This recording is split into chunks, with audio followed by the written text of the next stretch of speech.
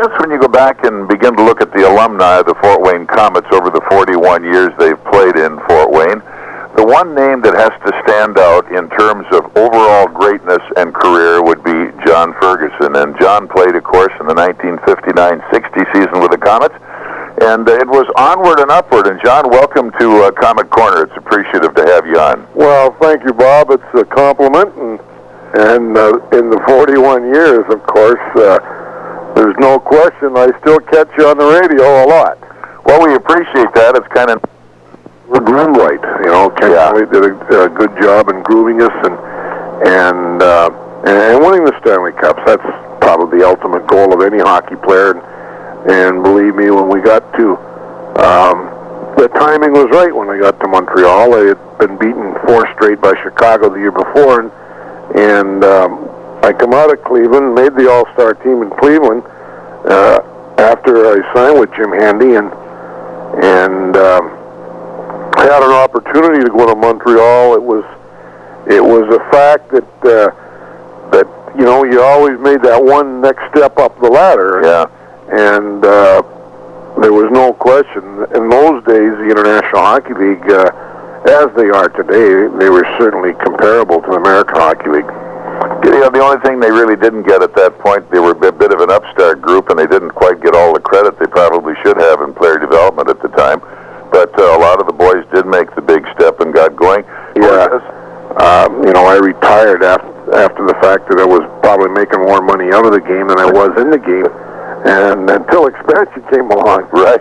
And I played the first couple of years expansion, but then of course the WHA come in, and then I was lucky enough to get back into the game as a general manager, and spent 15 years as a general manager in the National Hockey League. So things have been going well ever since I left Fort Wayne, and like I say, it's just absolutely marvelous that the city of Fort Wayne, Indiana can be connected with professional sport for 41 years in the hockey business, because that just shows the attitude of that city. It was just a great hockey city. It was, and it's continued to be a great sports city, John. Of course, now we have pro basketball and baseball in town, but at the time, Comet hockey was the only game in town, and I thought it was treated very well. And one of the reasons it was, of course, as you indicate, Ken Elliott was a tremendous recruiter, good coach, organizer, and business person, but it still took, I think, the kind of players that played in that era, and you, of course, had to be a great part of it, and a legend, as was Connie, a legend in his own way as well, and people never forget that. Well, they don't, and you never forget the Lenny Thornsons and the Eddie Longs and certainly Lenny Ronsons and Lionel Repkas and Reno Seniors, you know, those, right? Yeah. They were all part of that hockey club, and you know, friends over a number of years. So it was, you know, they're all good, solid citizens, and certainly have all made their marks in hockey. But you know, the opportunity was right when I left Fort Wayne, and you made the most of it. Made the most of it.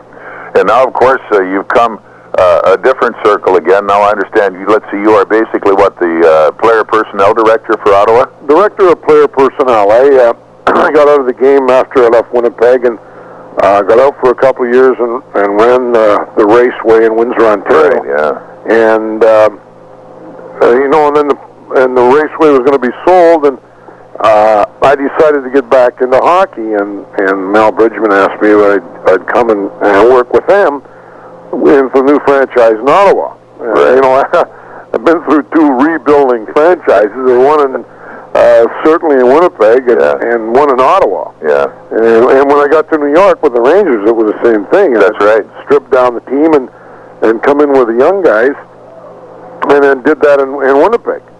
And certainly knew all the ins and outs to do it in Ottawa.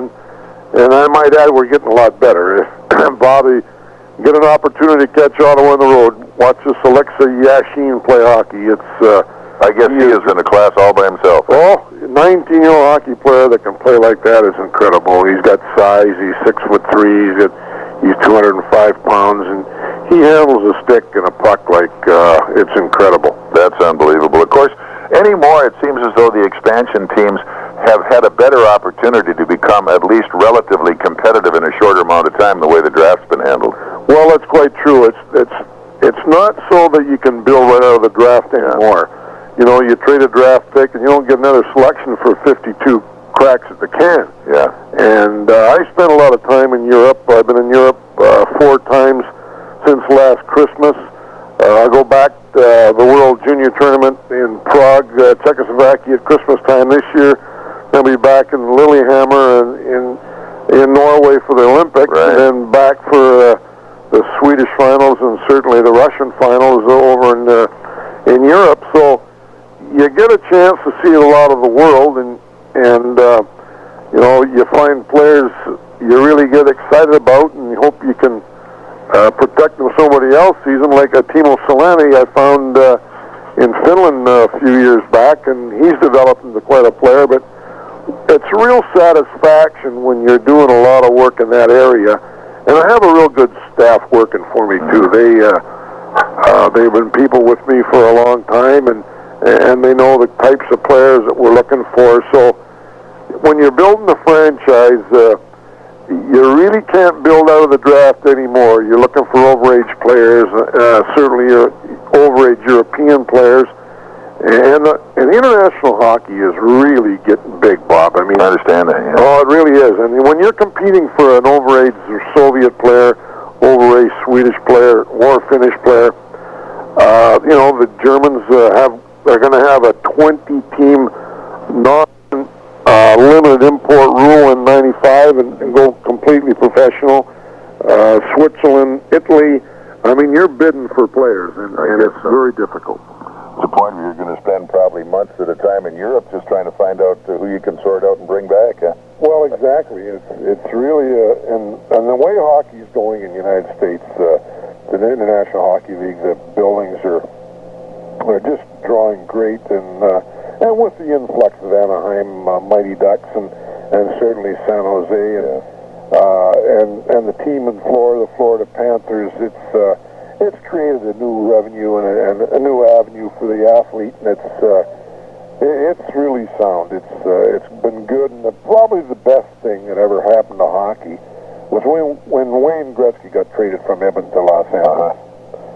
Got him into the United States market, which is pretty important, wasn't it? Very important, and just in those areas in California, just to open up the television networks, and it's hockey's. My way of thinking is heading in the right direction, and with expansion, it's been very positive. Can you acclimate yourself to dealing with people and dealing for people with those humongous salaries, John? Well, I'll tell you, Bob, it's something that is completely out of control. And I go in last week. I was in Moncton and Fredericton looking at players, and you know, there's a couple of players in Moncton making $350,000 US, and you're saying to yourself, "Am I kidding? What is going on here?" I mean, these are guys that maybe they might play for the big team before long, but in the meantime, that's the kind of salaries they're being paid to play in the minors, and it just doesn't work that way. Yeah, that's amazing. You can't command it in the majors, and yet the minors are paying more of it. It's really a topsy-turvy world. Well, it is, and a lot of teams are going independent, as the way the Cleveland Barons were 25 years ago. Yeah. But on a full-scale business, it's okay if you're drawing 12 to 13,000 fans in your building a night. But the way it is now, you know, the good ones are going to want more, and the average player is going to want more, and that leaves the borderline player out of a job, and that's what's happening. Which in some respects should enhance the high minors in terms of people who have a career and can play but just can't quite touch the top echelon. Exactly, and that's the way it was, you know, 25, 30 years ago, and when a lot of the great players, like you take the Eddie Longs and Lenny Thornton, could play in a lot higher class of league, and yet were great players in Fort Wayne. But they had no place to go. And nowhere to go. One last question, John. I remember I was out in doing a series for the USA Selects against the Russian team at Providence College. And at that time I met your son, and he was a freshman out there. Whatever happened to him? Well, John played a couple of years in the Montreal Canadiens chain. And this year he elected to go to law school, and he goes to law school just outside of Boston. So his wife's a lawyer already, and so we're probably teaming up an LA law situation here now, but he seems quite happy in law school, and he was a very good student at Providence, but he tried the pro game for a couple of years, and then exactly bit the bullet and went to law school this year. That's great. I mean, it's not for everyone, and I think it's a lot of credit to somebody who recognizes other drives, and I'm sure, I don't think he had any peer pressure on him, but looking to see what his father had done, I'm sure he had to think a lot before he finally decided to give it up. Well, that's quite true, and I never put any pressure on the fact. Everything he did, even when he got his scholarship, he got it on his own, and I stayed out of his career, and he came very close, and then just this year decided I think I'm going to go back to law school, and got accepted, and there he is, back in law school. Great stuff. Well, it hardly seems as though it was 1959-60 the last time you played here, and of course I've had the pleasure of seeing you at various arenas and National Hockey League meetings, but the time has flown by very, very quickly, John, and the folks here have not forgotten you, and every time we get into conversations with the old-timers, and especially a historian like Eddie Long, we begin to recount and recall old John Ferguson stories. Well, thank you, Bob, and it was always a pleasure, and always one of the highlights of my career playing in Fort Wayne. It was a great city, and one of the all-time places best to live to, and we enjoyed it immensely. Well, we wish you the very best with the Ottawa Senators, and I know it's a development situation, but I'm sure with patience and with the work you're doing, it is not going to be long before you're going to be up where you want to be, very, very competitive. No, that's right, Bob. It just takes a couple of players, and then you build a supporting cast around it, and it won't be too long. John, we wish you well and appreciate your time here on Comet Corner. It's been my privilege to have a chance to visit with you again. Well, thank you, and say hello to all my friends in Fort Wayne. I will do that. Thank you, John.